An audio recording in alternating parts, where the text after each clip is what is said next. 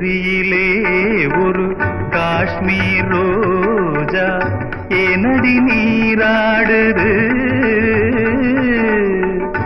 ஏரியிலே ஒரு காஷ்மீர் ரோஜா ஏனடி நீராடுது.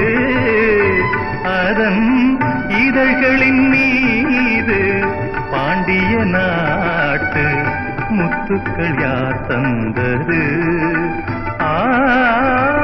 இதழ்களின் மீது பாண்டிய நாட்டு முத்துக்கள் யார் தந்தது? ஏரியிலே ஒரு காஷ்மீர் ரோஜா ஏனடி நீராடுது.